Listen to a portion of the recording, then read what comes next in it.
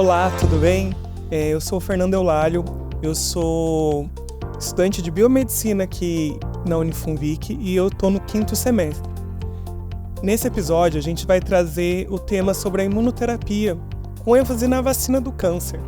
E para me acompanhar nesse tema, hoje a gente está recebendo o Luiz Paulo, que ele é aluno do 7º semestre de biomedicina aqui da Unifunvic. Luiz Paulo, muito obrigado por vir aqui conosco. Eu gostaria de saber mais sobre você, sobre o curso e essa abordagem mesmo inicial sobre o nosso tema, de como seria, o que seria essa imunoterapia, essa vacina que tanto a gente fala por aí e escuta falar. Eu agradeço o convite, acho uma oportunidade muito boa de compartilhar conhecimento. Como você disse, eu estou no 7º semestre de biomedicina, né? Sempre foi uma área que me interessou, porque eu acho que sempre imaginei como cientista, e eu acho que essa é uma área muito boa. E antes da gente começar a falar sobre imunoterapia e câncer, eu acho interessante a gente definir, né, o que é o câncer, o que é a imunoterapia. Então, começando pelo que é o câncer. O câncer, ele é um aglomerado, um crescimento de células onde tem um desordenado de células que crescem e causam um prejuízo, né, pro indivíduo. Células, então, elas perdem aquele funcionamento programado elas crescem, se multiplicam, quando se tornam velhas, elas morrem, né, elas têm aquela apoptose, que é a morte programada. No caso do câncer, não tem essa morte programada. A célula, então, ela começa a se multiplicar de uma forma estranha e ocorrem os danos conhecidos do câncer. Já a imunoterapia, ela pode ser considerada qualquer tipo de tratamento que vise aumentar o trabalho do nosso sistema imunológico. Então, é o nosso sistema imunológico que vai combater o câncer. Seria mais ou menos isso Então, a gente pode dizer que atualmente essa vacina que a gente vem buscando, que está sendo estudada, que vem sendo falada, na verdade ela é praticamente uma adaptação do que já existe hoje de tratamento. Sim, essa questão da vacina seria pensado como uma vacina comum para outras doenças, né? Em que é um método que a gente faz o nosso sistema imunológico produzir mais anticorpos, né? Ele entra em contato com o agente agressor e ele mesmo combate, diferente do câncer, dos tratamentos de câncer atuais, que são a quimioterapia, a radioterapia e o procedimento cirúrgico, que eles tem uma ação curativa, né? Esses mecanismos de tratamento, eles vão buscar bombardear, vamos dizer assim, as nossas células cancerígenas. Já a imunoterapia, no caso a vacina, a gente vai prevenir que isso ocorra. Então, vamos aumentar o trabalho do sistema imunológico e o nosso próprio sistema imunológico vai combater o câncer. Entendi. É muito interessante porque nos dias atuais a nossa maior dificuldade realmente hoje em dia é esse combate mesmo, né, do câncer, que é uma doença que realmente ainda mata muita gente. E avançar, assim, nesse sentido é muito significativo, sendo que cada vez mais realmente repercute em estudos, de forma a trazer realmente estudos que possibilitem cada vez mais a descoberta precoce. Então, a utilização e descoberta de uma vacina capaz de poder ativar o nosso sistema imunológico seria um grande avanço, correto? Não, está sendo, né? Conforme a ciência vai evoluindo. Então, hoje em dia, a gente busca não só mais curar, a gente busca agora a prevenção e cada vez mais tratamentos que tragam um mínimo de prejuízo para a pessoa que está recebendo esse tratamento. Então, a imunoterapia ela vem como uma alternativa aos meios tradicionais de tratamento, né? E com menos sintomas e menos efeitos colaterais. Então, é um avanço muito importante da ciência. Entendi. É muito bacana isso, saber que jovens como a gente, pessoas mais experientes, elas estão buscando realmente sair dessa ideia de tá ali no tradicional realmente e estando ali, tipo, vamos continuar usando esse método porque a gente já conhece. Mas não, eles estão cada vez mais curiosos mesmo em buscar realmente essa novidade para trazer uma melhor condição de tratamento e até de vida para aqueles que já são diagnosticados, né?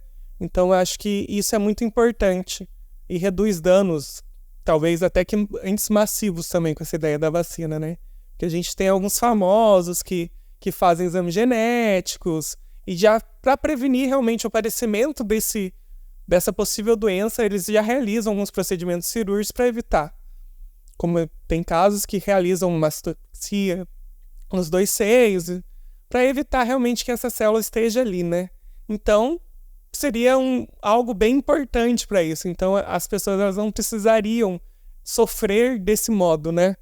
Sim, seria um tratamento focado, né? Individualizado também, de certa forma, porque não teria que passar, por exemplo, dependendo do tipo de câncer, não seria necessário fazer quimioterapia, que é um processo, hoje em dia ele é limitado, alguns tipos de câncer não têm uma resposta boa a esse tratamento, que a imunoterapia tem.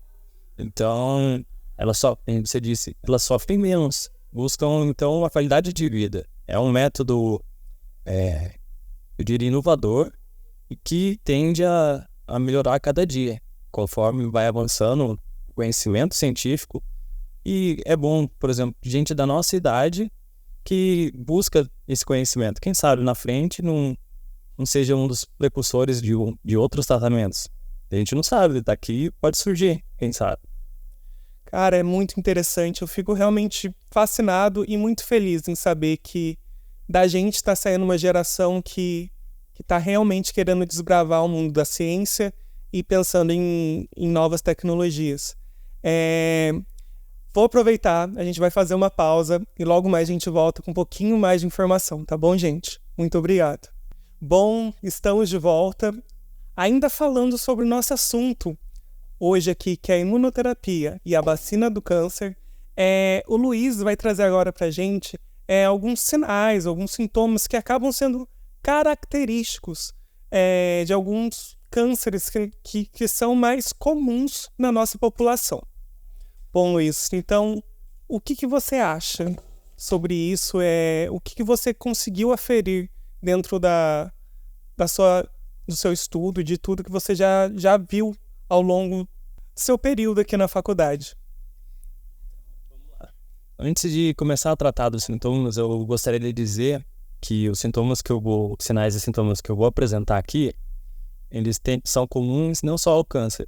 Então, quem escuta esses sintomas e sinais, para não ficar desesperado, achar que é câncer de uma vez, tá? Quando eu estava pesquisando, eu encontrei alguns sintomas como perda de peso. É muito comum, como esse crescimento de células desordenado, acaba ocorrendo um aumento do metabolismo.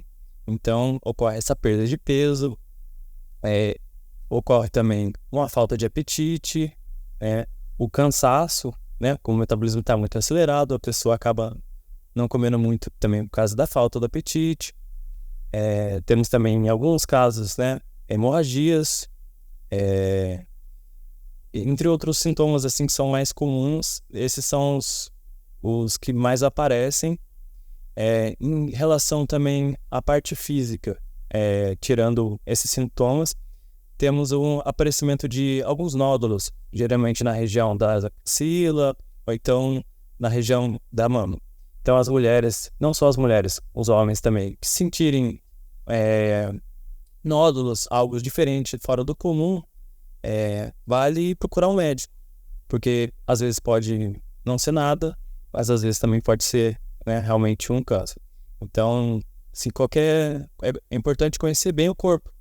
Você perceber qualquer diferença no corpo, tem que ter mais atenção em relação a isso. Foi bem bacana, conforme o Luiz mesmo falou, que a gente tem que prestar atenção no nosso corpo mesmo e ter noção sobre isso. Não apenas a mulher mesmo, porque a gente costuma muito falar que é muito comum o câncer de mama na mulher.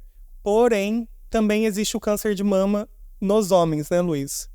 Então, eu acho que seria bem importante a gente parar e refletir sobre isso e, tipo assim, vamos cuidar do nosso corpo e prestar atenção nessas alterações, né? Sim, vale um recado aí pros homens, que é um costume, nós homens, em geral, não cuidamos da saúde, só vamos no médico quando realmente está muito sério. Então, se perceber alguma diferença no corpo, procure um médico. Melhor tratar, se for um câncer, logo no começo, do que esperar o quadro se agravar. Então, é esse adendo, esse convite para que os homens procurem também. Bacana. E como que funciona esse tratamento novo, que é a imunoterapia? É novo, entre aspas, né? Mas como a utilização dele dentro do tratamento do câncer, como que ele vem funcionando isso hoje em dia?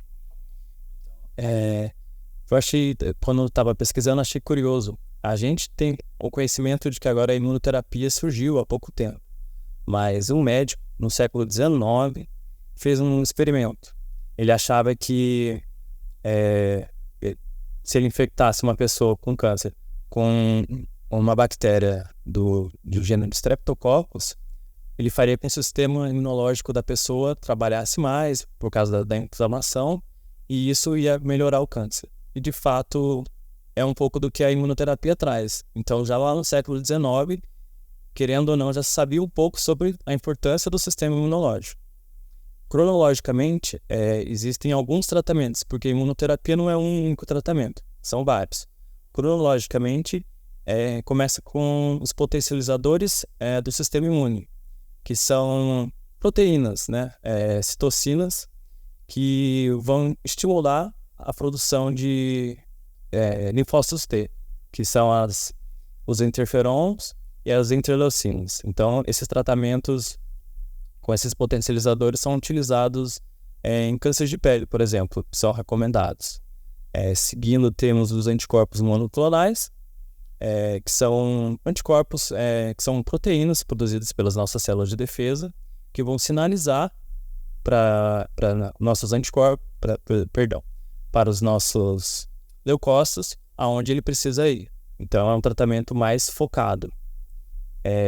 Seguindo, então, temos os imunoconjugados, que são anticorpos também monoclonais, só que seguidos de uma quimioterapia.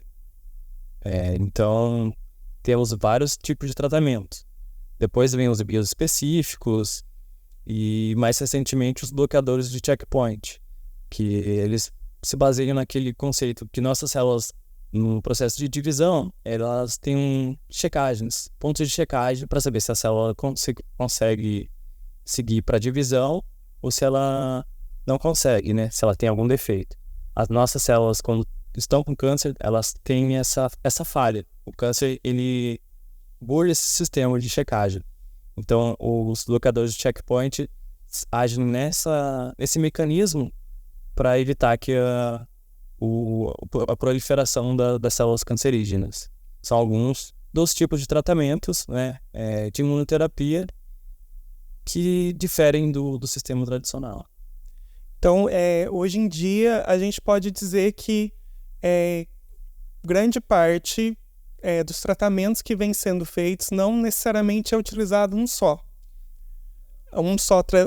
tratamento. Então, a gente consegue fazer essa associação de imunoterápicos, né, da imunoterapia, com alguns tratamentos mais tradicionais, que a gente já conhece. O tipo de tratamento ele vai variar de acordo com o tipo de câncer. Atualmente, existem mais de 100 tipos de cânceres. Então, nem todos se recomenda, por exemplo, a quimioterapia, a rádio, ou às vezes, dependendo do tamanho ou do local, uma cirurgia para remoção. Então, desses citados aí, vão variar de acordo com o grau de andamento do câncer, se ele está num estágio mais avançado, se ele está no começo. aonde que ele está cometendo, né? Se teve metástase ou não. E aí a equipe de saúde, né? Não vou dizer o médico, porque hoje em dia é tudo muito multidisciplinar. Então, vai analisar cada caso e aí vai decidir qual desses tratamentos mais se adequa. Entendi. Vou chamar um intervalinho agora e no próximo bloco não perca que a gente vai vir aqui e vai falar um pouquinho mais se é recomendado para todo mundo e quais são os benefícios a mais, tá bom? Muito obrigado. Bom, gente, estamos de volta aqui, mas com muita tristeza, porque esse é o nosso último bloco. E dá vontade de continuar falando de ciência, dá vontade de continuar falando de como a gente tem avançado na saúde e na área da ciência. Bom, Luiz, vamos voltar um pouquinho mais assim sobre assuntos de imunoterapia. Que uma das dúvidas que fica é: todo mundo pode fazer o uso desse tratamento? Ou, tem algum câncer específico? Ele é mais voltado para algum tipo de câncer? Você poderia nos explicar? E vamos lá. Na ciência existe o nem tudo, nem sempre, nem nunca. Então, não. A imunoterapia, ela não, como eu disse anteriormente, existem mais de 100 tipos de cânceres. Então, a imunoterapia ela não vai se aplicar a todos os tipos. Conforme vai avançando, né? O conhecimento sobre os imunoterápicos, quem sabe, um dia. Mas, atualmente, são alguns tipos de cânceres que são possíveis a utilização, né, desse tipo de tratamento. Você poderia citar alguns assim em específico? Por exemplo, cânceres de pele, atualmente já se consegue utilizar. Alguns cânceres de pulmão, de mama, inclusive, é possível a utilização de imunoterápicos. Sim, bem bacana. E como que é feito assim? Porque a gente sabe que a químio é mais agressivo, a rádio também. Como que é feito essa administração? Como que é feito realmente a medicação desse tratamento? As vias de administração desse fármaco, eles são bem comuns, bem conhecidos. Então, pode ser por via intravenosa. Então, seria como as pessoas que já receberam soro uma vez sabem como que é. Seriam pela via intravenosa e também pela via subcutânea, similar à vacina, o mesmo procedimento. Então, são esses os dois mais comuns tipos de administração dos imunoterápicos. Dentro dessas administrações, dessa medicação, ela possui muitos efeitos colaterais, tanto quanto a gente tem numa químio, numa rádio? Esse tratamento é um dos pontos positivos da imunoterapia, essa diminuição dos efeitos colaterais que a gente observa na químio, na rádio. Tem, claro, é um tratamento, é um fármaco, mas eles são mais moderados, em alguns casos nem se observa. Então, em poucos casos ocorre algum efeito colateral mais específico, assim. Durante muito tempo, assim, a gente vê que um dos maiores medos de quem faz o tratamento é quando começa a cair o cabelo, a ausência de alguns pelos. E esse tratamento, ele traz esse tipo de prejuízo ao nosso organismo? Não é conhecido, assim, que tenha pessoas que o cabelo tenha caído durante o tratamento de imunoterapia. Não é muito comum, como é em outros tipos de tratamento mais tradicionais. Então, esse também seria um dos pontos positivos, porque ele seria um tratamento menos agressivo, então o cabelo não costuma cair. Entendi. Não, isso é bom saber que o nosso organismo ele sofre menos com o tratamento, porque a pessoa já sofre um pouco mais com a doença, então assim, mais o tratamento já deixa ela um pouco mais debilitada. Mas existem alguns efeitos adversos também, né? Como todo fármaco, é de se esperado alguns efeitos colaterais, mas esses efeitos podem ser de leves a moderados em até 50% dos casos. Então, são números muito bons, porque pessoas que, por exemplo, realizam tratamento com quimioterapia, praticamente quase todas as pessoas passam mal. E já em relação esses pacientes que fazem uso de imunoterápicos, vamos dizer que em torno de 15% apresentam algum sintoma mais de moderado a grave. A grande maioria ou nem apresenta sintomas, ou em 50% dos casos apresenta. Muito interessante, foi muito proveitoso esse nosso programa, esse nosso bate-papo. Eu agradeço, Luiz, em nome de todo o Funvicast, a sua participação, tá bom? E eu deixo com você a palavra, você se despedir do pessoal pra gente e deixar um recadinho aí. Eu gostaria de agradecer, né, a oportunidade, porque foi um desafio, não esperava que tivesse que estudar dessa forma e passar o conhecimento dessa forma. Então, gostei muito, né, agradeço a oportunidade. E para as pessoas que gostaram do nosso podcast hoje, eu deixo as minhas redes sociais abertas para convite.